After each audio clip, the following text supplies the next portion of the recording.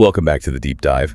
This is where we take that fire hose of information you send us, we filter it down, and we deliver what you really need to know. And today, we've got a fascinating one.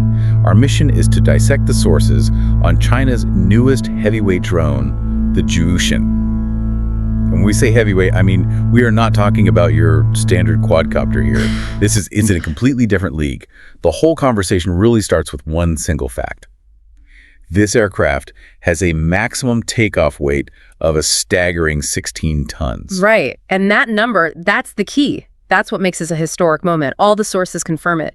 This is China's first heavyweight drone, and its maiden flight back on December 11th, 2025. That was a huge milestone. So it's not just an engineering flex. No, not at all. It's a massive step in advanced aviation and aerial transport. It's a real statement. Okay, so here's our path for this deep dive. First, we have to get our heads around the sheer scale of this thing. Then we'll look at its multi-role capabilities, how it can be both a civilian workhorse and a military asset. And finally, the big one. The innovation that experts say will literally transform modern warfare. Let's jump in. 16 tons. I mean, that sounds more like a loaded truck than a drone. How do we even begin to visualize something that big? Well, the dimensions really hammer it home. You're looking at a length of 16.35 meters, but the wingspan, that's what's really striking. It's 25 meters across. 25 meters. So for context, what's that like? It's about the same wingspan as a Boeing 737. You know, the regional jets lots of people have flown on, so just picture that, but with no pilot inside. Wow.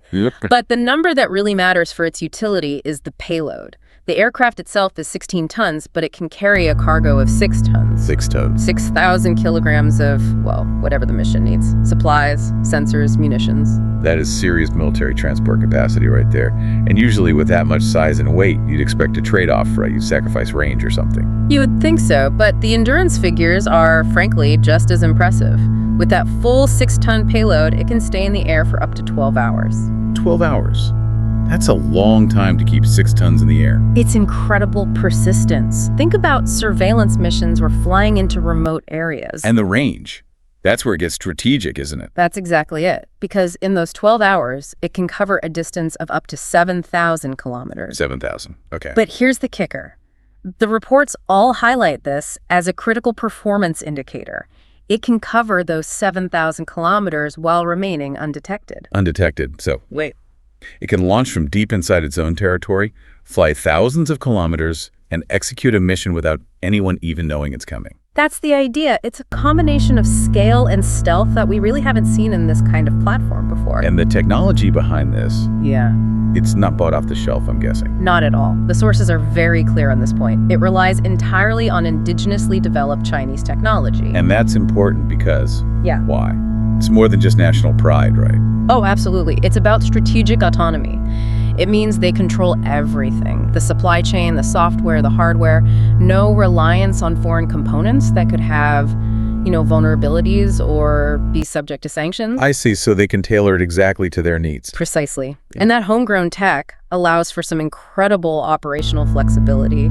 It can operate at variable speeds, and this is a big one. It can take off from and land on relatively short runways. So it doesn't need a massive dedicated airbase. Exactly. It could use an unprepared field in a remote area, which hugely expands where and how it can be deployed. And that ability to operate from anywhere? That seems like the perfect transition into its different roles, because a machine like this can't just be a one-trick pony. It's designed not to be. The configuration is highly modular. You can swap out its components depending on the mission. So let's start with the civilian side. Yeah. What does a 16-ton drone do for, the public good? Think about a major disaster, an earthquake or a flood that cuts off a town. Right. Roads are gone, airports are damaged. Exactly. A manned aircraft might not be able to land.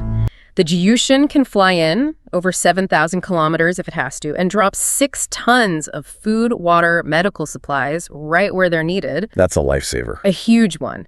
And it can also be used for things like fighting massive forest fires, dropping huge amounts of water, or flying into dangerous weather to collect meteorological data. Okay, so it's this incredible long-range utility vehicle that's one side of the coin.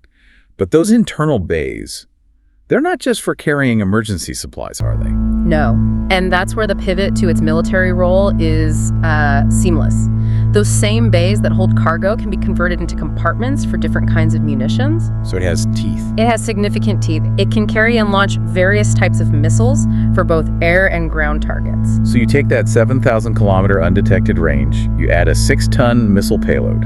And you get a strategic platform that can project power over vast distances without putting a single pilot at risk. It's a game changer.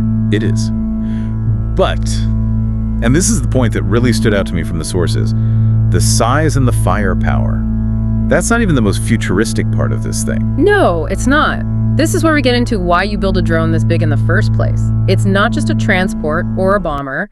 It's designed to be a flying command center, a mothership. It has a dedicated internal bay that can deploy and control multiple small military drones simultaneously. So it's a drone that launches other drones. Exactly. It gets into position undetected and then releases its own small fleet to do things like surveillance and reconnaissance. It acts as the command hub for the whole operation. Which creates a huge problem for any defense system, right? You're not tracking one big target anymore. You're tracking a swarm, and if one of the smaller drones is taken out, the mothership can just deploy another one. It's resilient. It's a distributed network in the sky. This sounds like a fundamental shift. What are the aviation experts saying about this specific capability? They're calling it a major leap forward. The analysis is pretty clear that a large drone capable of commanding smaller systems in a complex mission, well, that's expected to significantly transform modern warfare strategies. So it's not just an upgrade, it's a whole new way of thinking. It is. It's moving from single assets to coordinated, layered aerial networks.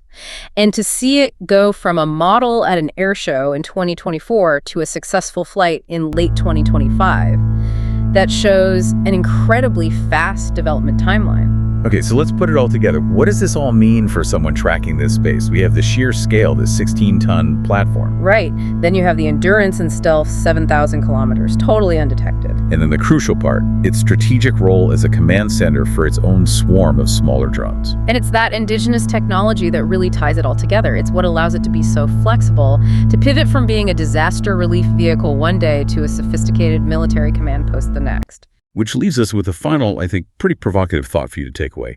If one 16-ton drone flying 7,000 kilometers away, totally undetected, can coordinate a whole network of smaller drones, what does that mean for ground-based defense systems?